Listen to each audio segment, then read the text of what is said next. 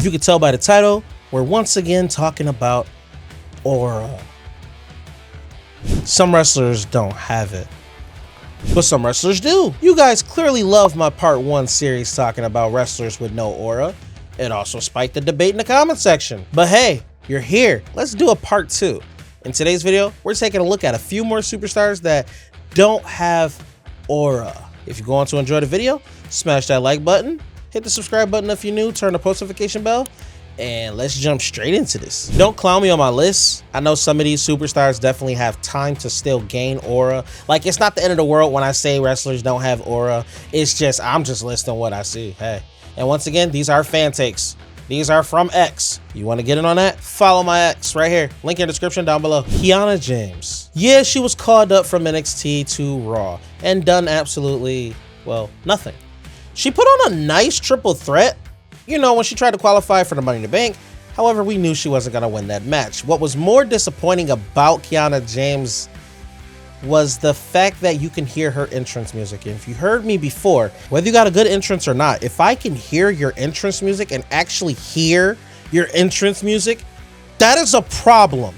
I shouldn't hear your entrance music at all. The crowd was giving her nothing. She had nothing. And I feel bad for her. It was pure nothing. And bro, like, yeah, don't get me wrong. In NXT, she was cooking. Girl was cooking. I like her gimmick. You know, it's this whole CEO gimmick. Now, don't get me wrong. We already have a CEO.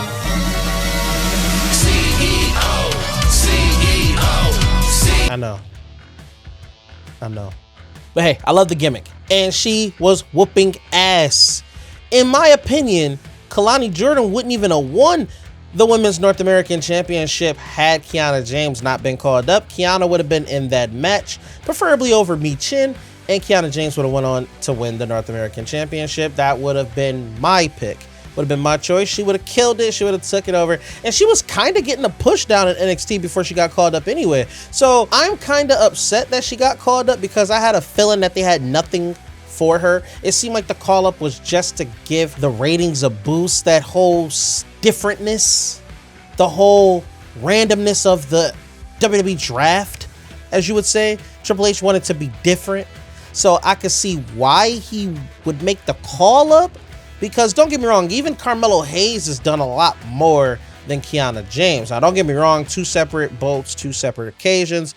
One pinned the Viper, the other one did not. Also, let me know who you disagree with and who you agree with in the comments down below, and add more people, and let me know if you want a part 3. You might want a part 3 to this video. Next on this list is Pretty Deadly. This one may start a little bit of controversy, but I love this group. I was rooting for this group in NXT when they took the titles off of New Day. I believe it was like a triple threat or a fatal 4-way tag team match. They weren't even the odds-on favorite. In fact, they probably had the worst odds to win that match. And that's when I became a fan of Pretty Deadly. I looked at them like, you know what? They can be what Fandango and Tyler Breeze were. Like, dude, they can be exactly that. So I was like, you know what? I like this group. They're different. They're a callback to the 70s, the 80s. Dude, how can you not like this group? They can cut promos. They're pretty cool in the ring. They're fun to watch. They're entertaining. I'm like, I like Pretty Deadly. But it don't look like the crowd cares. Like, their music hits. They get that boo, of course, because it's like, boo, you know. But even then, that's it. They're stale. No one cares. In fact, Triple H has done nothing with their booking recently. They've done nothing. Bros went on like, bro, they won a couple matches and then went on to do absolutely nothing. I'm shocked. I'm shocked. I'm not going to lie to you. Like, they have it for a tag team, and then you're sitting there talking about how horrible the tag team division is. You have a tag team right here who literally elevates in every way possible. Look, I'm over here choking up on my words, but in every way possible, you have a team right here that understands and just gets it. Meanwhile, you tried to put Theory with Waller, had no plans for them, had them win the titles, and then caused this whole stir in them like, oh, is Waller gonna turn on Theory? Is Theory finally gonna turn face? Are we gonna get that character change? Is Theory finally gonna tap into his future self, his potential, and gain a little bit of aura? See, I'm thinking ahead. It's horrible, honestly, that Triple H has not booked these guys properly. They even had a pretty cool vignette. They even had this promo Like, bro, I don't understand how you fumble the bag with them, but hey. Next on the list is Isla Dawn and Alba Fire. Once again, don't grill me in the comments down below. Isla Dawn and Alba Fire are different, right? They're different. They're that demonic, satanic style type of team, that gothic team that you're looking for, especially in the women's division. It's different for them, so why the hell not? But for many people who don't know who Alba Fire is, that's Kaylee Ray. And if you don't know, her and Dakota Kai put on bangers in NXT, right? That's a callback to true NXT fans. True NXT fans. Alba Fire had a high profile feud with Mandy Rose, who was at the time the current women's NXT champion. Many people expected Alba Fire to pin Mandy Rose. In fact, the buildup was so freaking fire. Like, I was one of the people that thought Alba Fire was going to beat Mandy Rose. Now, don't get me wrong. I was loving Mandy Rose. I was loving her change of character, her change of scenery. Her in-ring work got better, but this isn't about Mandy Rose. You know, she was fired. We're not talking about Mandy. We're talking about Alba. It's just the point that I thought Alba was going to win. And then out of nowhere, she starts feuding with Isla. And then they just become a tag team.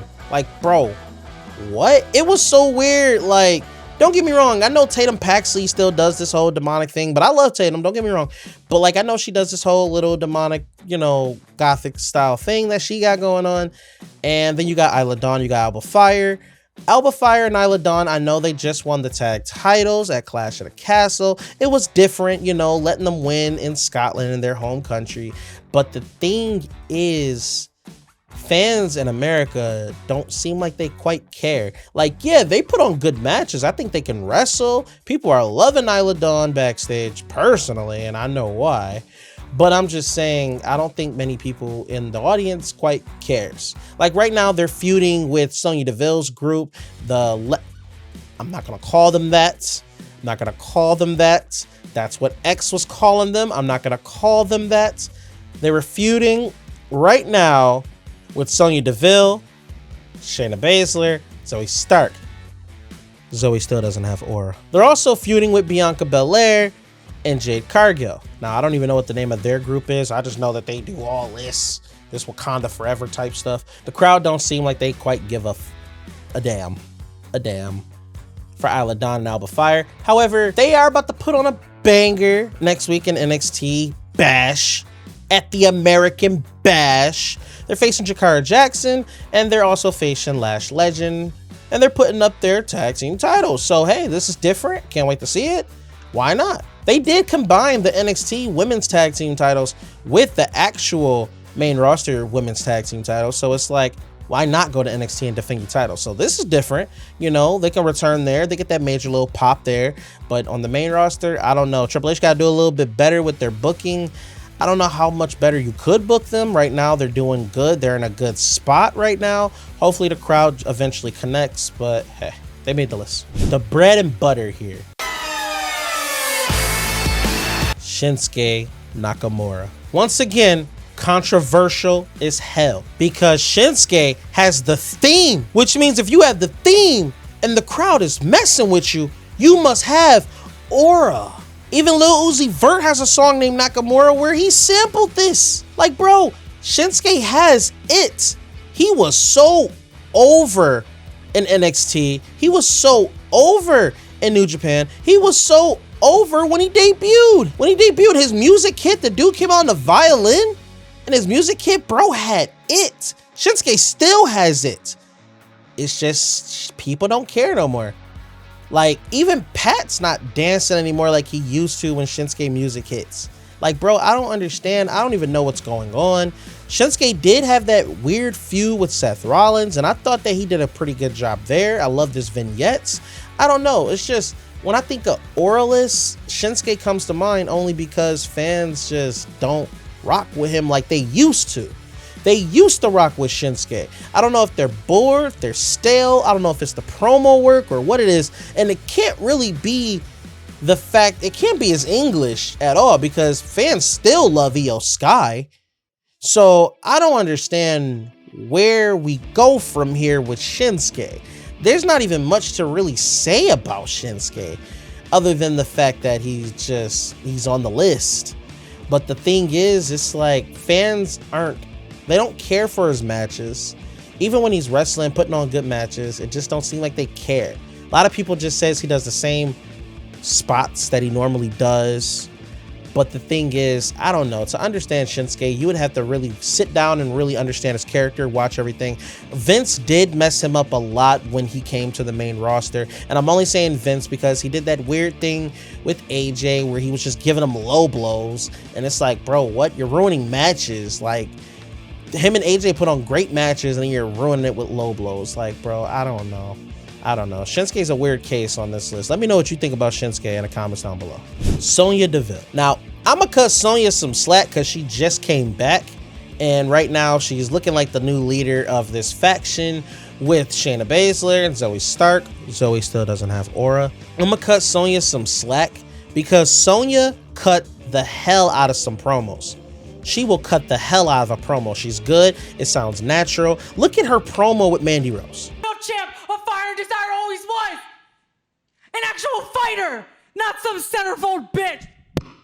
It flows so natural. You would think they hate each other, but in real life, they love each other. They're like best friends. I think they have a donut shop.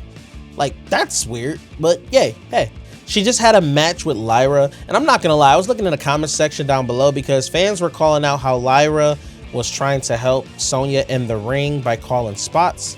And people are sitting there saying, well, Sonya is more of the vet and Sonya can wrestle better than Lyra. First off, we're not even gonna get into that. Lyra's a great wrestler. Triple H is trusting her right now. I wish he didn't stick her in this three-way. I wish she wasn't teamed up with these women, but hey, that's a whole different story. But Sonya definitely has the in-ring ability. Could it be better? I mean, yeah, but so could a lot of other female superstars. So could a lot of male superstars. So yeah, her in-ring work could improve. It could definitely stand to improve, but her mic work is there. She's there. She's cutting the hell out of these promos. It's believable. It's there. I just wish fans more care. You know, she got that little pop because that you're going to get a pop when you stay gone for so long. She was gone for months on end with an injury, and then to come back, of course, you're going to get a pop. But other than that, she just had a match versus Lyra that I just spoke about, and it don't look like fans quite cared. Like, I felt bad. No one was caring. I mean, yeah, they seemed like they was cheering and popping for Lyra, but for Sonya, even after she won her match, no one cared. Like, bro, I don't even know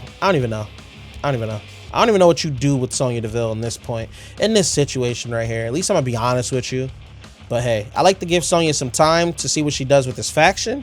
This could definitely get them all over finally. Once again, Shayna's getting up in age, so it's now or never. So hey, I'm willing to give it a shot. Let me know in the comments down below. Tangaloa. That's it. Big Bronson Reed. This one's interesting because I actually like Big Bronson Reed. So it shocked the hell out of me to look on X and to see that people actually could care less about this dude. Like, yeah, people were getting mad at him because they're like, yo, why is he in every title match? Why is he always with the Intercontinental title? I ain't gonna lie, for a mean minute, he was battling for the Intercontinental title a few times this year alone. And towards the end of last year, so I definitely could see that.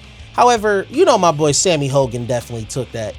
You know Big Bronson Reed wasn't winning that. Even though I would love for Bronson Reed to capture the Intercontinental title, but you knew he wasn't winning that. I don't see what the disconnect is with Bronson Reed because I think that he's actually amazing in the ring, especially for a big guy. He put on a good match, a great match with Sheamus. He also put on an okay match with Pete Dunne. Like, I don't see where the disconnect is with Bronson Reed. He also put on a good match with Chad Gable multiple times. You know, he put on a good match with Ivar, but I don't know if the matches are suffice enough when fans don't care. I mean, look at Zoe Stark. Zoe has a banger theme and a banger finisher, but fans could still care less. But once again, we're not talking about Zoe. We're talking about Bronson Reed. I understand. But I'm just saying, I don't see where the disconnect is with Bronson Reed. Me personally, if you could let me know in the comments down below, let me know. Because I am an active WWE fan. You know, I just want to know what the disconnect is with Bronson Reed. I don't get it. I think homie has it. I think he has everything. He has the look, the promos, he can wrestle, and he's big. So it's like, I don't personally get it. Please walk me through that one, because that one I don't understand. Also see it, he doesn't quite get reactions in the ring. He doesn't even get a reaction on his entrance, really. So, and that bothers me. That definitely bothers me, because I like Bronson Reed once again. He put on bangers in NXT. Like, do you remember these matches? Like, bro, when he won the North American Championship, do y'all not remember that? Like, bro, did y'all negate everything? Are you guys watching NXT? Are you guys actively watching NXT? And I'm not talking like you know who Trick Willie is. I'm talking actively watch NXT. Do you really know who Johnny Gargano and Tommaso Ciampa are? Do you really know that them, along with Adam Cole, were the founding fathers of Prime NXT? Did you know that? Shotzi. Now, yes, I'm gonna cut her some slack just because she just got hurt. They stuck her in that War Games match last year for no reason. I just want to start there. Shotzi don't have aura, right? People like Shotzi, and I think they want to like Shotzi, but Shotzi's in-ring ability is just not it, bro. She had that horrible, rancid match with Ronda Rousey. I'm pretty sure you guys know that match personally, but she was killing it in NXT. You know, she was with, well, I'm going to say Athena now. She was with Athena, and they were always taking on Candice and Indy. They were always taking on The Way. They was always hitting Johnny Gargano in the nuts with the tank. Like, bro, Shotzi had the character. She still has the character, and I love her theme song, her original theme song. Listen. Love the theme song. I just wish that people could care more. You know, her in-ring ability definitely is getting better. It's definitely getting better. It is. I mean, no offense to Maxine Dupree, but Shotzi's better than her. I'm not gonna lie. Maxine is getting better. She's improving right before our very eyes. Shotzi can do the same. You know, they trusted her enough to put her in War Games with all these women and help carry. And don't get me wrong, Shotzi got whooped. She got whooped by Kairi Sane. Like, this shot right here is crazy. She got whooped. But you know what though? Shotzi definitely was the MVP of that ass whooping that night. She was the MVP of that ass whooping that night. Makeup was everywhere, but on her lips. The lipstick wasn't lipsticking. It was everywhere but the lips. We're not sticking to the lips. I don't know. It was on her forehead. It was on her nose. It was on her cheek. Bro, she took it bad. And you know what though? Hey, she put on a match though. She put on a match. You can't hate on that. You can't hate on that. I liked it. I did think she was the oddball out of the group, of the team, but I'm not going to base her whole character and everything off of that one match. I just thought that was different and weird, like, and interesting to me. It was very, very interesting, right? So Shotzi, of course, made the list because this was Fan Takes on X, but once again, why was she in that match? Last and certainly not least, we're going to talk about the new LWO. Now, I'm not talking about Santos Escobar, and I want to leave Rey Mysterio out of this because Rey has aura, bro. Like, there's nothing else to say about that. But I'm leaving Santos out because Santos isn't a part of that group anymore. I'm pretty sure he reformed Legado del Fantasma. We're going to talk about Zelina Vega, Joaquin Wilde, and Cruz del Toro. I'm going to leave Zelina for last, absolute last, because that's my girl. I want to leave her for last. Joaquin Wilde and Cruz del Toro, bro, they're a good and fun tag team to watch. Like, the next best tag team that are like them is honestly Nathan Frazier and Axiom. If you're into NXT, that's a good team to watch. They're high flying. Honestly, the Rascals, if you haven't watched TNA, Prime TNA, right? And if you're watching NXT right now, you definitely are familiar now with the Rascals, you know?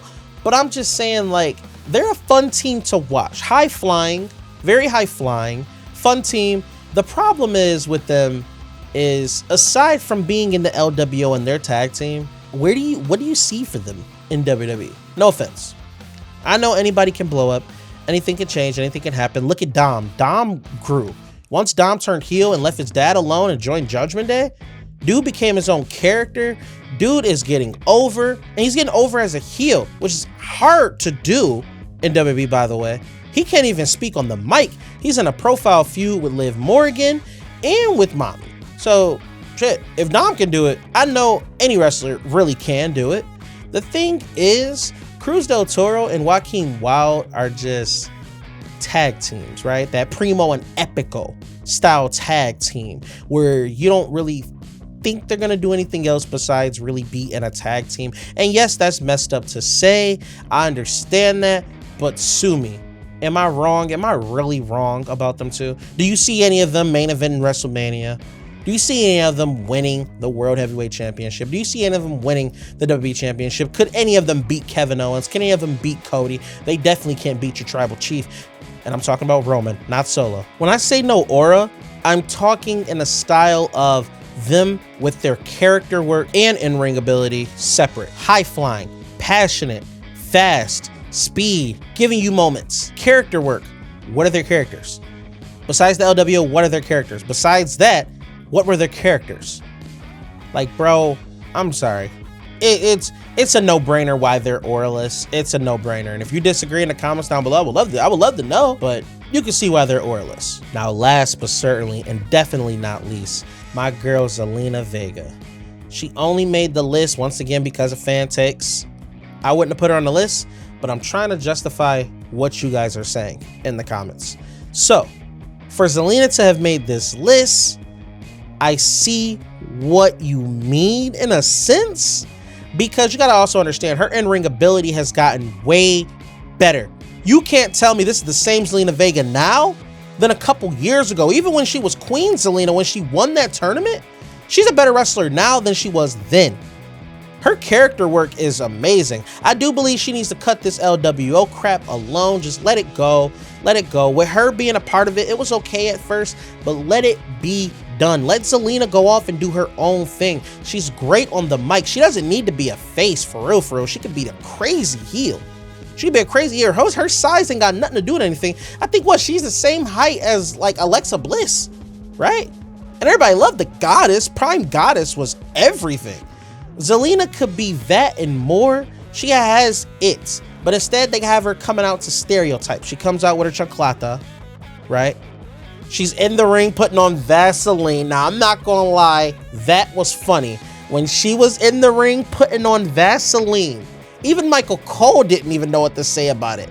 Like, bro, if that wasn't the most hood thing I've witnessed in WWE, no, it may not be the most hood thing. You know, Crime Time existed, and Crime Time was crazy. They robbed people at actual live events and actual in-ring events.